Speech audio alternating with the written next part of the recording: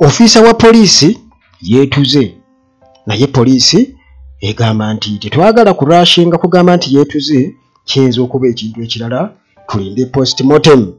Ate era munnange mu poliisi n'embwa nazo batandise okubeera nga baziyigganya. Waliwo gye bawadde obutwa kigambibwa okuba nti yaweereddwa butwa era eno ebadde nsaale nnyo mu kuyigga ababbi mu Kongo olusu. Akabenje muganda wange kaatugidde ddala abantu abawerera ddala abali mu 10 oba oliawo n'omusobyo. Aaron Kiza aliko TikTok gwayagala akwatibwe olw'ensonga z'okusaasaanya ebigambo ebiyawulayawula mu mawanga oba ebivumirira amawanga. Ate munnange Uganda bwetyo eri mu nteeseganya n'eggwanga ery'Abongereza basobole okubeera nga bawanyisiganya abasibe, era waliwo munnange ensonga ku sayidi eyo. Robert Mao bwatyo mu buufu obwo obwa kkooti wano e Uganda ku nsonga za kkooti ey'amagye okubeera nga ekozesa abantu aba bulijjo atubulidde enteekateeka ze yasembayo okubeera nga atubuulira tugenda munnange okusinziira okumanya wa UPDF Act weyimiridde. Nkulamusizzaako nate gwe wena ampuliriza wano ku Uganda at large nga bulijjo mu mikwesese gyendi nnyo. Okay, tutandikire munnange ku ofiisa munnange ono tetumanyi kiki ekigenda mu maaso. Ebintu si birungi yadde n'akamu bwe kibeera nti ate bufiisa batandise kubeera nga bejja mu bulamu bw'ensi. Kirabika ate embeera erabika munnange etuuse woyinza okugambira nti empwa eridde emmwanyi. Aba maintenance palace we bali nnyo, era gwe ayagala solar systems ez'omulembe, ayagala ebyamasannyalaze, ayagala ebyamazzi, ate okukosa n'okubeera nti basobola okubikuteeramu oba okubinstallinga.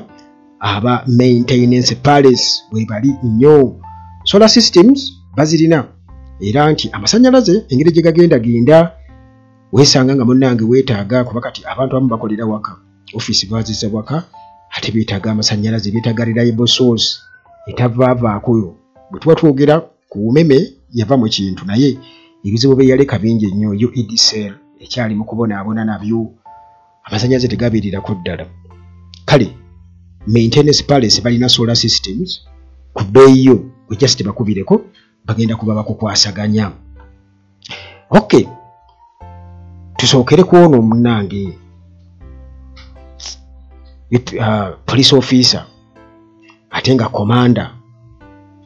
Waliwo okubeera nti abadde bano aba wansi, naye ono abadde komanda wa poliisi era nga asaavinze mu kapasite eziwerako. Kitegeeza akasente abadde akafuna oba yali akafuna, naye munnange obusungu bwamuleetera okubeera nti ate asibwa okukkakana akubye mukyala w'essasi. Naye kati bino munnange byazze bitya, kubanga police officer yasangiddwa ku mugwanga alengejja mu septic tank, era nga ono okufuna ebimukwatako batugamba nti wano okuva mu Kampala Metropolitan batugamba nti ba detectives batugamba nti banoonyereza okunoonyereza kulaga ku circumstances under which senior superintendent of police SSP Julius Ahimbisibwe died after his body was found in yasangiddwa ku muguwanga erengejja ono a rope nga with the rope around his neck, kwegamba nga yeyimbyemu omuguwa muganda wange Julius Ahimbisibwe yafudde. Kakati munnange okusinziira ku nsonda mu poliisi bano batugamba nti nno Ahimbisibwe SSP yasangiddwa ng'afudde mu maka ge e Nakitokolo wano ekyengera Town Council Wakiso District, era nga ensonda zatutegeezezza nti kyandibanga yabadde suicide nga yejje mu bulamu bw'ensi yeetuze, newankubadde ng'okunoonyereza munnange kuyinza okubanga ate kuyinza okuzuula ebisingawo oba kuyinza okuzuula ekintu ekirala, kubanga munnange ebintu ebitandika kubanga basobola okwesiba ku ekyo, naye munnange bagenda okwetegereza nga ate kirala nnyo. Kale munnaye nga tubifuna okuva eri police spokesperson Kituuma Lusoke bw'atyo yatutegeezezza nti newankubadde byonna nga biraga nti suicide naye omuguwa obanga kati nga basinziira ku muguwa ogwamusangiddwa mu bulago ab'obuyinza tebasobola munnange kubeera nga officially badikiriyaringa nti yeetuze bwetuzi paka nga munnange bamaze kubeera nga bakola autopsy nga bamaze kubeera nga abakugu beekenneenya omulambo ne bakakasa nti ddala yessebwesse nti tebasobola kubeera nga balangirira nti suicide paka nga postmortem emaze kubeera nga ekolebwa. Era n'agamba nti kiri important nnyo bakyamugaso nnyo okubeera nga bagoberera proper procedures bayita makubo amatuufu baleme kubeera nga bateebereza buteebereza okakasa nti ddala mu butuufu actual death oba actual cause of his death yabadde kino oba kiri. Era n'agamba nti nno munnange abantu basaanye oba general public esaanye ereme kubeera nga erashinga ng'epapirira okubeera nga bakola comments paka okunoonyereza nga kumaze okubeera complete kubanga yagambye nti bakimanye bulungi nnyo nti waliwo abantu abagenda okubeera nga boogera ku nsonga eno baagala okugiconnectinga ku byaliwo emabega, naye n'agamba nti basaba public ekkirize poliisi esobole okubeera nga ekola okunoonyereza kwayo nti bwebanga suicide obanga si suicide kale bonna bagenda kubeera nga babikonfaminga kubanga waliwo ebintu bingi nnyo obaolyawo ebiyinza okubanga abantu bebagamba nti ayinza okuba depression. Kwajjukira onako story ye nga bwengenda okubeera nga nkunyonnyola nga bwena kutegeeza nti yakubako mukyala we essasi. Kakati nti bino biyinza okuba nga birudde oba ebizibu nga birudde long term obanga bibadde byakabaawo ebyamuleetedde okubeera nga fomweka tumulaze okubeera nga yaguma. N'agamba kale naye ate ne wabawo ekigwawo amangu awo n'agamba bannange ate kino kinsusseeko kati munnange okusinziira ku Lusoke atugamba nti SSP omugenzi ahimbisibwe nti abadde alina ebizibu era nga abadde nti afeesinga both criminal and disciplinary charges. Abaddeko emisango egya Nnagomola gye yazza ate nti n'emisango egy'obusiiwufu bw'empisa era nti gye buvuddeko abadde ali mu nkomi babadde bamuremandinga. Kakati agamba kino okubaawo kyabaddewo essaawa 9 ogw'ekiro era nti omulambo gwe budde bagutute dda mu mochare okubeera nga bagukolako postmortem era yategeeza nti nga professionals bwe batyo baagala okurecognizinga nti wayinza okubawo factors endala eza contributors ako incident eno okubeera nti nno ebaawo ekyamuleetedde okubeera nga yeetuusaako embeera eno oba ki kyonna ekyamuleetedde okubeera nti afa nti omuguwa ayinza okuba yagweyambise oba nga teyagweyambise.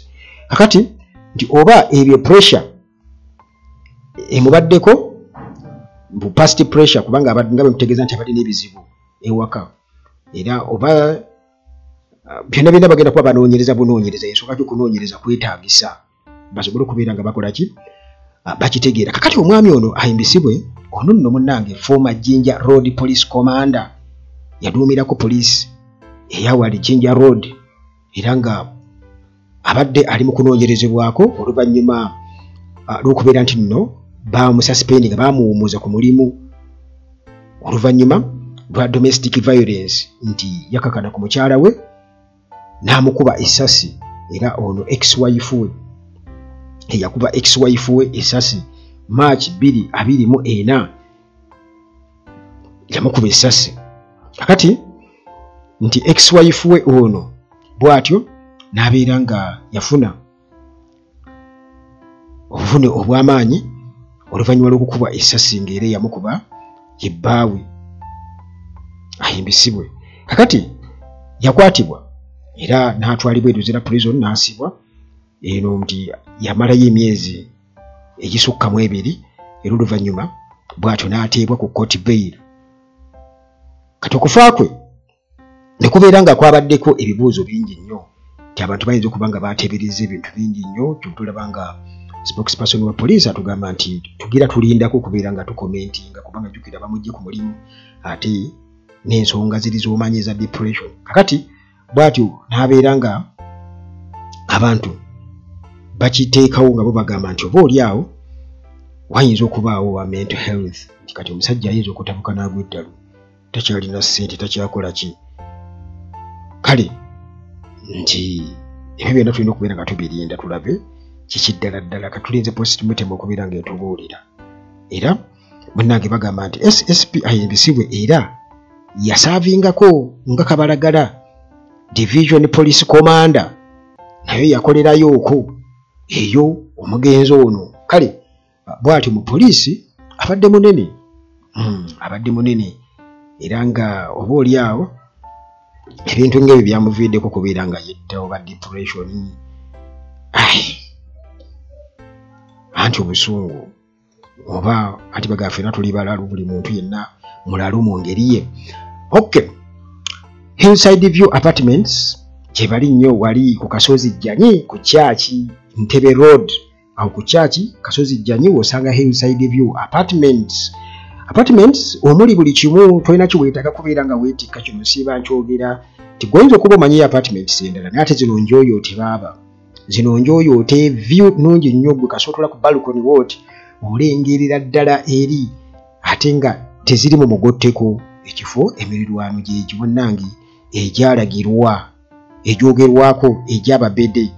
Kale security bweri nti kubanga awo nawona security, kati nawano waliwo security, kati oli waaviira eri okujja Kyankalagi eno n'eri talina waayita, era kamera ziri buli wamu. Kamera zisobola okulaba nti ono yayingidde ati, yatuuse atya ku kkubo, yazza atya, mmotoka ki, talina weesobola kuyita oba omulabe naye tebategedde. Kale munnange wifi weeri yabwereere, nakugamba nti internet n'owemmindi akola ki, asena, amasannyalaze tegavaako, balina solar system.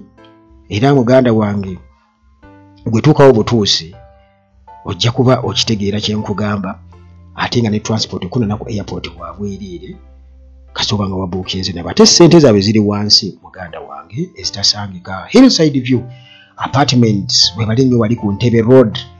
Okay, tweyongerayo mpola mpola, tweyongerayo nga bw'okitegeera nti ate era munnange n'omusawo doctor, qualified doctor eyakola research n'amukuguka, alina talent, qualified and talented doctor. Badokita gye bali era bakola, naye ate waliwo abakola research waabwe nga bo ebintu balina engeri gye babirabamu bulala, ng'era bw'olaba nti musobola nga musuubula naye nga waliwo omusuubuzi nga ye abala amanyi era ng'edduuka lulakubiirako abantu noga ono ye ebintu agaba byabwereere. Kakati eri science gwakozesa, kakati waliyo badokita nga amanyi yakola research era ng'asobola okugamba nti kati gwe empeke z'olabanga Panado nze nkuwa kino na kino ye Panado emu, kati bw'onywa ezo Panado bbiri, era nga bwe bakikebera wali abakugu bajja kugamba nti yes ye Panado. Akunnyonnyola endwadde ennyingi munnange ezawonya ne zisimanyi nti zaali ziwona nze ne ze batutiise nnyo lwakuba saagala ate mugende mutandike mufuuke ekirala muwayase, naye ng'endwadde azijjanjaba era alina n'obukakafu nti gundi namuwonya. Okay, enamba bweri nze Uganda Atlagi enamba njikuwa, oba oli wa ggwanga ki, oba oli wa ddiini ki, oba owagira ki, oba owagira ttiimu kyoba Manchester United oba Man U oba Liverpool oba ki oba Chelsea, nze nkuwa buwisi kubuuza, oba owagira KCC oba oli wa UPDF oba ova mu famire ya Museveni oba ova mu ya Besigye oba ova mu ya Obote, nze nja kukuwa ennamba ogende bakola eki bakujjanjabe. Ekyo ky'oba omanya kale toddaawo nga Uganda Atlagi bwe naamukubira ayinza okuba nga alina ka detector sibiriiko ebyo nze. Kale munnange embwa ya poliisi tuba tukyali ku baofiisi abeetuga, kati ate munnange ababbi batandise okubeera nga bayigganya embwa za poliisi. Kati poliisi embwa munnange ekonga olusu kigambibwa okuba nti yaweereddwa obutwa oluvannyuma munnange olw'okukola operations eziwerako olw'okufifita ababbi. Kakati munnange poliisi e Kakumiro district bano bali mu kunoonyereza ku mbeera eyinza okuba nga erimu obutwa, okuwa obutwa, suspected poisoning of a police sniffer dog. Embwa eno ekonga olusu, embwa bagiyita saaka bagita Saaka era munnange ebadde erina emyaka 3 gyokka. German Shepherd bweto yafudde mu mbeera eriko ebibuuzo ebingi ennyo. Ekiro ekyakeseza 17 omwezi ogw'okuna 2025 Kakomero Police Barracks. Kakati munnange abantu bo nga sinakubuulira bisinga waawo bo bagamba nti teri muntu yenna ayinza kubanga alina akakwate ku kuwembwa eyo obutwa kubanga bakyazuuliza ngenda kunyonyola bakizudde nti embwa eno tuba yalidde butwa era bagamba nti babuuze keyateeka nti baagala tubuulira nti kati asset ey'amaanyi bwetyo mu Uganda Police oba eri eggwanga nti etambula egenda erya buli kimu poezi embwa bazi training nga tezimala galya bwene bw'ogiwa ekyokulya terya erinda abo abalina okuba nga bagiwa ebyokulya era byerya temala galya. Kakati munnange abantu bagamba nti batulimba balina okuba nga batubuulira kati embwa eno ebigikwatako munnange okusinziira ku Julius Hakiza ono spokesperson owa Albertine Region Police Saaka kigambibwa okuba nti yabadde kyejje eve mukola operations ebikwekweto ebyomutabaana ennyo mu sub-counties kati nga Kikwaya yabadde eva mu masaza ago Kijanji Kikwaya ne Kijanji yabadde yakavu okubeera ng'ekola operations ate zonna nga zibadde successful ng'ejjayo ebisibiti ng'era ekwata n'ababbi era nga eno ebadde nkulu nnyo embwa eno ebadde ngezi nnyo mu kutrackinga ba suspects naddala ababbi b'ente mu bubbi bw'ente. Jjukira nti bwe tuba twogera ku bubbi saagala muwolereze nnyo poliisi n'amagye nti tebenyigira mu bubbi b'ofiisaazo abo nabo babeera bakolagana n'ababbi banansonyiwa naye nga bagamba omulya mmamba abeera omu n'avumaganya ekika kati babeera ababbi babamanyi ab'enti era babagamba tugenda kukolera eno kati mukolere eri tugenda kukolera eno kati mukolere eri kati munnange Saaka abadde tabimanyi ebyo nga ye muganda wange ofiisa kajja musika nga amuzze eno tugende eno nga Saaka amusika amuzze eno tugende eno abaabano Saaka kati munnange ndowooza nga ababbi bagamba babeera babuuliziganya n'abasirikale eti kakati mmwe mwatukoze mutya mwatugambye Saaka temugenda kumuleeta eno ti Saaka yagaanye Saaka nga atusika atuzzeeyo n'agwa ku nfu gye mwakwesa ebyenda okukakana nga agenze gye musula kakati anti nti bazisala busazi zaawo ne bazisale batwala nnyama n'embuzi byonna kati munnange bano ababbi b'ente babadde eyo Kakomero district nga beeriisa nkuuli era munnange abadde ofiisa ow'akabi Saaka ng'eno ebadde embwa German Shepherd be bati bagiwadde obutwa neefa. Kakati munnange kigambibwa okuba nti yabadde yakava mu sub-counties zino Kikwaya ne Kijanji nga kyajje amala okukwata ababbi munnange wayiseeyo akaseera katono nnyo mu operations ofiisa bagenze okulaba nga Saaka muganda wange alaga nti nno ali mu mbeera mbi assa nnyo bagambye badde assa nnyo era nti n'olubuto lwe lwabadde luzimbye n'atandika okubeera ng'avaamu ejjovu mu kamwa bw'atyo n'akola pusinga n'agwere mu kaseera katono nnyo era kukakana ne bayisa ebirango nti Saaka akoze eki Saaka afudde. Kati munnange bwe bati nga bakola joint postmortem bamukolako okunoonyereza balabe ddala embwa eno ya poliisi Saaka ki ekigisse era munnange district veterinary officer n'akakasa n'akabatema nti wabaddewo munda ebyenda okubeera nga byabadde bikutte byetukuse bwe biti bizimbye era n'agamba nti n'amawuggwe gennyini nga geevedde bwe gati gali compressed n'agamba nti nno bino byonna biraga nti bwabadde butwa awatali yadde n'okubuusabuusa nti Saaka yalidde butwa. Kale bwe bati ne basuspecting bati wabaddewo foul play wabaddewo omuzannyo ogwazannyiddwa era ng'eyaguzannye yaani kyekyebuuzibwa era omukulu Hakiza yagambye nti nno waliwo possibility n'ennyo okubeera nga Saaka bannange baamuwadde obutwa era nga kabadde kagenderere olw'okuba nti yabadde musaale nnyo mu kunoonyereza ku misango egy'okukwata ababbi ekigenda mu maaso Saaka anti bagamba kakati banaga nti yanoonyereza aliwo anti yafa.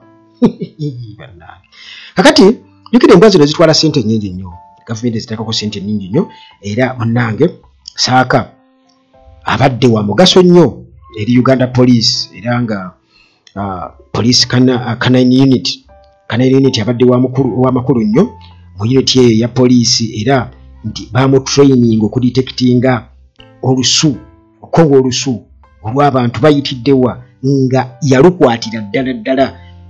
Kakati ono n'okunoonyereza ku biragalalagala okussa ne zibbomu explosives abadde musaale nnyo mu nsonga eyo, nga mukugu nnyo yeetegeera ng'omuntu. Kakati okusinziira ku report, annual crime report 2024 eyafulumizibwa mu February, bano balaga nti nno embwa zino eza Canine Units mu ggwanga lino mu kukwasisa amateeka zibadde nsaale nnyo, era bagamba nti mu 2024 omwaka ogwo gwokka embwa zino zino za trackinga ne zikwata ba suspects 1,579 ba suspects abakwatibwa embwa. Kati Canine Unit baje establishinga mu 2010, era nga yakakondakitinga operations 1,989 mu mwaka ogwo gwa 2 mu mwaka ogwo ogwa 2010 yakondakitinga operations, tracking operations 1,989, era timunnange nti bakalikavaringa pieces za evidence, bagamba nti 692 zibakafuna, era bagamba nti embwa zino munnange sniffer dogs ziri 179 okwetoola eggwanga lino, naye nga ebitundu 5 ku buli 100 biri wano mu Kampala metropolitan area. Wano mu Kampala munnange embwa zino we ziri. Kakati nga bwe nkugambye nti abantu bagamba babuuze caretaker, era nga tewali ngeri yonna muntu wa bulijjo gy'ayinza kugenda mu kuwambwa eyo butwa. Butegeeza nti wabadde wabakolagana n'ababbi bali abasazeewo okubeera nga bawa embwa eyo obutwa. Kakati munnange kibi nnyo kufiirwa wano na wali, era ku lunaku olwa Easter olwa Sunday lwokka waliwo akabenje akagudde, baasi yagudde, baasi wali ku luguudo lwa Fort Portal, era baasi yeevulunguludde, abantu abasoba mu 10 ne bafa Easter Sunday.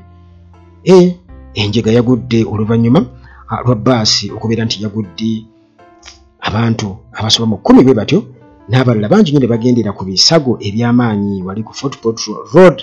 Kakati bino byabaddewo ku Sunday akawungeezi, nga bagamba nti baasi ebadde ku registration number UBR796N emanyikiddwa nga pokopoko. Kigambibwa okuba nti munnange bwetyo yayabise omupiira ogw'emmaaso, okusinziira ku baabaddewo bagamba nti driver yaluzinze control, motoka emaze okwabika omupiira gw'emmaaso, era neeva ku luguudo n'era kubeera nga munnange yeevulungula, ekyaviiriddeko munnange enjega eyo, ekikangabwa ekyo eky'amaanyi. Era abaafudde babadde bwe batyo awo wennyini ku ssiini baafiiriddewo, abaafudde ne bajjewo nga bafudde awo ku ssiini baafiiriddewo, ate nga ba emergency responders wamu ne ba good Samaritans bwe batyo bazze okubeera nga bataasa ababadde batuusiddwako obulabe, ne babatwala bali mu ddwaliro lya Mubende Regional Referral Hospital okusobola okubeera nga bafuna obujjanjabi obw'amangu. Kakati omuwendo gw'abantu abafunye ebisago eby'amaanyi tebuna kubeera nga kutegeerekeka, naye ababinza babadde batutegeezezza nti babadde bali mu critical condition, babadde mu mbeera mbi nnyo, abamu bakutuseeko, amagulu abalala bwe bityo. Kakati traffic newankubadde yasobodde okubeera ng'etuuka mangu, naye nga okusinziira ku ripooti batutegeezeza nti emmotoka bwetyo yayabise omupiira, kyeki yabadde key factor, yabise omupiira, naye ng'ate era tebarulinga out kubeera nti oba oliawo waliwo ne possibilities endala, kati ng'omabadde okubeera nti emmotoka yabadde mu mbeera mbi, mechanical conditions oba mechanical failure ne overspeeding, okuvuga endiima nabyo biyinza okuba nga byaviiriddeko definitely, kubanga eri emmotoka yaba teddukanye yabisa omupiira eyinza obutaggwa nnyo kwebulungulula mu mbeera ng'eyo. Kale ebifaananyi byabadde byantiisa nnyo, byabadde byantiisa nnyo era batutadde mu mbeera ey'ekiyongobero eky'amaanyi. Easter bwetyo neetatuwoomera kiri awo, family zaabo abafiiriddwa abali mu malwaliro tubasaasiridde ddala. Timo Property Consultants Limited bano balina ettaka ery'okutunda, ery'okugula, oba oyagala kubaguza nga teririko ndooliito, kubanga oyinza okuba nga ettaka liriko abantu, liriko biki, naawe ogamba olyawo lyakusobera, ate kati ng'okubira abatimo nedda bakubiri ku ttaka naawe ng'olaba nti litundika era lyangu, lirina value okusinga nga ate balina okuteekamu ebyamateeka. Kale kwegamba balina abazimbi construction bagukolera ddala omulimu ogwo aba Timo Property Consultants, okukozesa n'ebirala byonna bikwatagana ku ttaka, byapa, kupunta. Okay, mannange Lawyer Aaron alina ensonga wano. Lawyer Aaron Kiiza kati ono akubye omulanga eri poliisi okubaako kyekola. Waliwo TikTok omu mbu alina remarks z'akola naye nga zino agamba ziri tribal nnyo, naye Aaron Kiiza mu kugamba nti akwatibwe TikTok oyo oba poliisi ebeeko kyekola, waliwo omuntu omu yagambye nti Aaron Kiiza nti si y'omu kwaba abantu oba ekika ky'abo abantu abayinza okuwa poliisi ebiragiro oba security forces, mbwe si type y'abo abantu. Bali abantu nti babeera balala abasobola okubeera nga bakuba omulanga ng'ogwo eri poliisi neesobola okubeera ng'ewulira ng'erina kirasi y'abantu beewulira. Era kugamba kino kyekuusa naye kennyini kyayogerako, kubanga ansa yagifuuliddewo awo ennyini, kubanga omulanga gwe aliko TikTok gwagamba nti ono TikTok wamaanyi wano, era ng'agamba nti ono amanyi okubeera nga akuma mu bantu omuliro, naddala tugenda mu kalulu ka 2026 presidential election wano mu Uganda, era nga buvidiyo bwe butambula ku social media nti TikTok ono nga awulirwa nga alina tribe gyagezaako okubeera nga ayisaamu amaaso, tribe gyayisaamu amaaso, era nga munnange remarks zino zireetedde bannayuganda okuba zikutte attention y'abannayuganda, era nga bonna bagenze ku social media nga bavumirira oba bayogera concerns zaabwe. Kakati lawyer ono owa Dr. Kiiza Besigye, Aaron Kiiza bw'atyo yapostinze ku mukutu gwe ogwa X nga akuba omulanga eri poliisi okubeera nga etekinga note nti etunuulira ensonga eyo era bawulire biki byayogera. Naye Jim Spear Ssentongo ono yagambye nti tosobola kubeera ng'oyogera bwogezi bintu ebyo, wakati nga naye awulidde bya TikTok oyo nti ku bantu b'omanyi nga bali peaceful era nga bali accommodative nga baaniriza buli omu, nti waliwo bitundu ebimu nga tosobola kubeera nga oyogera ku bantu baayo n'ovaawo buvi nga tebalina kye bakukoze. N'agamba nti ate munnange naawe ate obeera mu bantu abo b'ovumirira.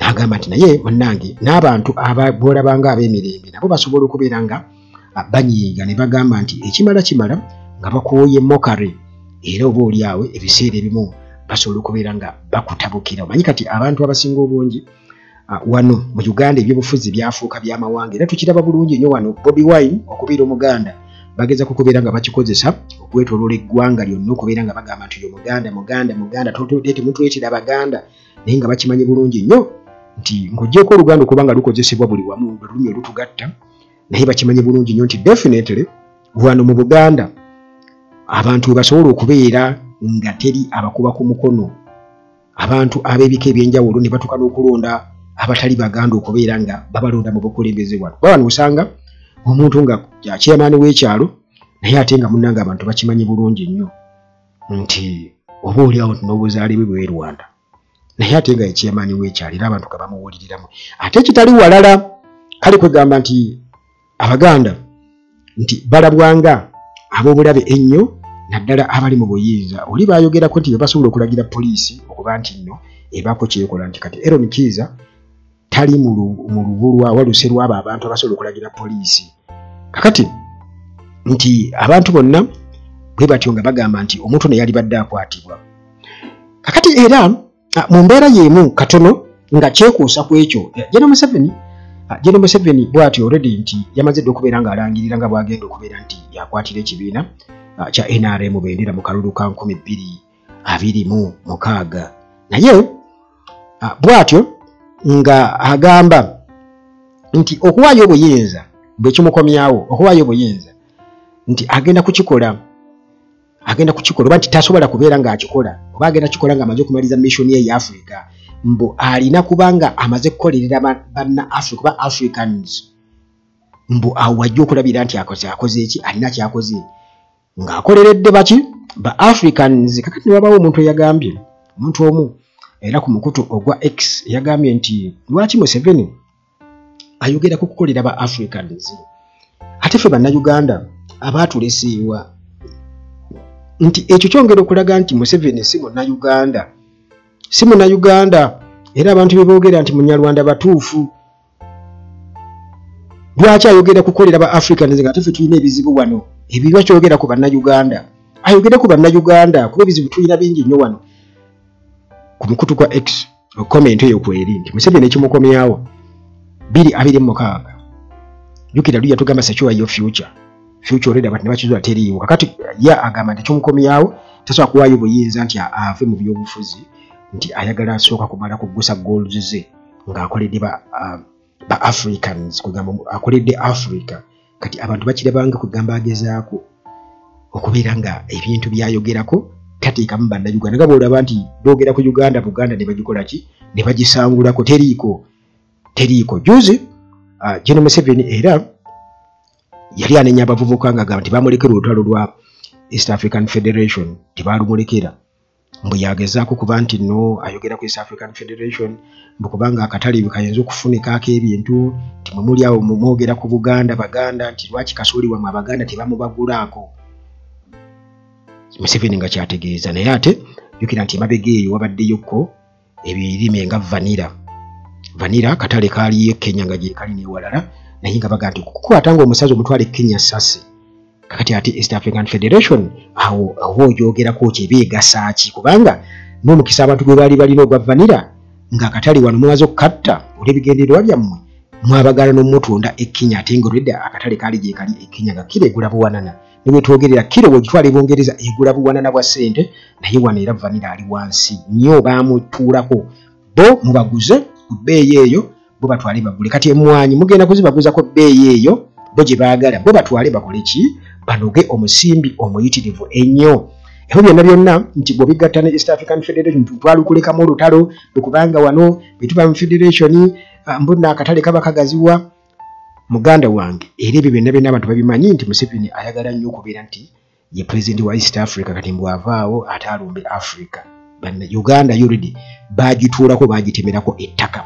Kakati munnange twogera ku nsonga era eza kooti gye buvuddeko naku z'omwezi naku ziyisike emabega kaawo, nti waaliwo essuubi erya omulamuzi munnayuganda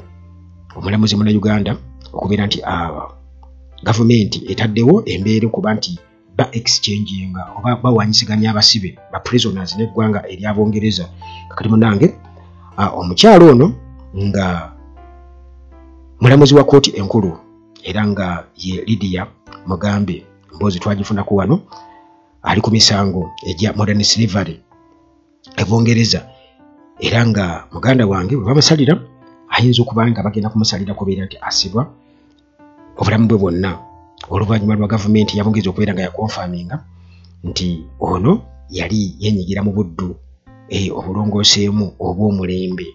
Kakati waliwo enteesaganya okubeera nga bawanyisiganya abasibe wakati w'eggwanga ery'Abongereza ne Uganda, era nga munnange nga bwe kiri mu mwezi ogwokusatu bwe kyali Oxford Crown Court nti ono mukyala baakizuula nti ali guilty ku misango egya modern slavery, era nga alinze kubeera nga asalirwa omwezi ogujja. Kakati munnange Soroti District Woman MP Anna Adeke ono ensonga eno yagitutte mu Parliament n'abeera nga munnange ayagala wabeewo fairness mu prisoner exchange arrangements mu nteesaganya ez'okuwanyisaganya abasibe eri ne bannayuganda ababulijjo oba ordinary Ugandans abaasibwa wabweru, era nga ono agamba nti effort eno oba gavumenti okubeera nga ensonga eno eyagala egikwasaganya mu ngeri efaanaganako bw'etyo kirungi nnyo, era nga omulamuzi ono mugambe ekiki kisobola okuggwa, naye ate bannansi bannayuganda abalala abasibiddwa mu foreign jails mu makomera ageeyeebonaayira abaasibwa yo Uganda egenda kuba ekikwasaganya etya. Bw'atyo Minisita Norbert Mao yakakasiza n'agamba nti waliwo enteesaganya okubeera nga batransferringa convicted offenders nga bagamba yagambye nti waliwo enteesaganya nga bayita wansi wa Transfer of Convicted Offenders Act 2012 era nga bagamba nti ebiri aba details akawunvu n'akagga ku nsonga ezo tebasobola kubeera nga bazitubuulira okutwaliza awamu, naye nga roughly kitulina okuba nga tumanyiko nti waliwo enteesaganya okubeera nga bawanyisaganya abasibe. Era Mao bw'atyo n'agamba nti kino ate era tekikomaawo ku Mugambezi case oba ku case ya Mugambe. Yagambye nti kino kiri beyond, yagambye nti waliwo broader applications beyond Mugambezi case. Kitegeera nti basabye ebisingako mu kusaba kwabwe nga basaba bibasabye bisingako ku kesi ya Mugambe nga bali mu kusaba oba enteesaganya ze baga okuyingiramu n'eggwanga erya Bungereza. Kakati UK enetera okubeera nga bannage tubuulira basibe eki abagenda mu swap deal eno, basibe eki era nga munnange unofficial report yo etugamba nti ba suspects waliwo ne suspect omulala nti eyali mu illegal trade naye ayinza okuba nga abeera involved. Waliwo ne suspect omulala eyali mu busuubuzi bwa gold kumenya amateeka era naye ali mu ggwanga erya Bungereza. Kale nti ebyo byonna bisobola okubeera nga bikwatagana. Kakati bagamba nti agreement ebigikwatako tebina kubeera nga birikiriya, naye nti balina okuba nga ate era bafuna consent ey'abasibe nti omusibe ayinza okubeera awo eggwanga nga lyagala okubeera nga limukolako swap, naye ate omusibe consent ye nga tannakkiriza n'agamba temuntwale eyo mundeke embeera eno, mwagala kuntwala eyo kumbe basajja bagende bankube agayiso gaabwe banzitire eyo mundeke. Kati balina okufuna consent y'omusibe, prisoner consent. Kakati bino tebinaawo kubeera kiriya bulungi, naye Mugambe bw'atyo alina okubeera nga oba bamuleeta eno bamuvunanire mu tteeka erya wano oba mu mateeka ga wano, naye nga okusinziira ku Bungereza ku mateeka gaayo ono balina kuba nga bamusalira May omwaka guno gwennyini. Akati munnange era still nga twogera ku Norbert Mao twagala twogere ku teeka lya court martial wano mu bufunze, kubanga bino yabyogera gye buvuddeko. Tumutayinza okwebuuza nti ate kakati wano tuwulira UPDF Act biri kuki? Kakati bwetyo gavumenti kusenda ku Mao mu Parliament gye buvuddeko yayanjula n'agamba nti gavumenti egezaako kwalayininga okubeera ng'eteeka mu layini etteeka lya UPDF libe nga likwatagana n'ensala ya Supreme Court ruling ku civilian trials in military courts ku nsonga y'okubeera nti ba civilians bwe bati babavunaana mu kooti ez'amagye. Kale bw'atyo munaye Constitutional Affairs Minister Norbert Mao bw'atyo yapresentinze statement mu Parliament nga agezaako kwatulayininga gavumenti akawufu bigweriko okubeera nga ekola ennongereza mu Uganda People's Defence Forces UPDF Act, era nga agamba nti okusinziira ku kusala kwa kooti bwe batyo nga batutegeeza nti kooti ey'amagye eri unconstitutional teri mu mateeka. Kakati bw'atyo yayogedde Mao n'agamba nti Uganda People's Defence Forces Amendment Bill 2025 eno emaze okubeera nga ebeera drafted, emaze okubeera nga etegekebwa Directorate of the First Parliamentary Council, era nga nti already yatwaliddwa dda eri Ministry of Defence and Veteran Affairs okubeera nga bagikolako scrutiny, nga bagyetegereza, bagitunuulira akawunvu n'akagga, olwo basooke munnange bakomentinga oluvannyuma.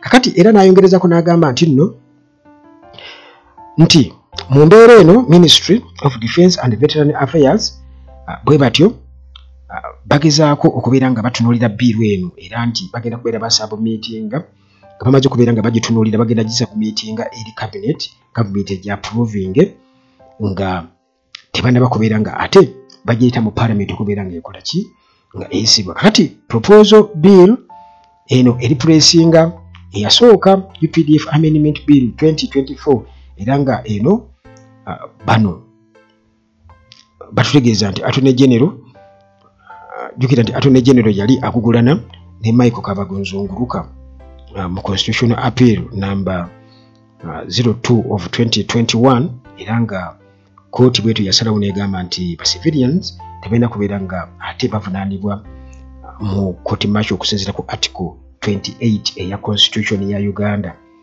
era munnange nti balina okubeera nga baweebwa fair hearing, nga babeera independent mu misango gyabwe, balimu kubeera nga munnange kooti y'amagye ebyefuga. Kati minisita n'annyonnyola n'agamba nti bill egenda kuba etunuulira kugamba mu byebagezaako kubeera nga balongoosa nti egenda kutekinga into consideration structure of the courts martial, nti balina okutunuulira court martial yonna akawunvu n'akagga, engeri gyekwasaganyamu emirimu gyayo, era nti abo bonna abalina okubeera nga babeera subjected to military law, abalina okubeera nga bavunaanibwa amateeka g'amagye, nabo balambikibwe bulungi nnyo, babalambise bulungi nnyo, era nga n'abo abatalina kubeera nga munnange bavunaanibwa amateeka ag'amagye.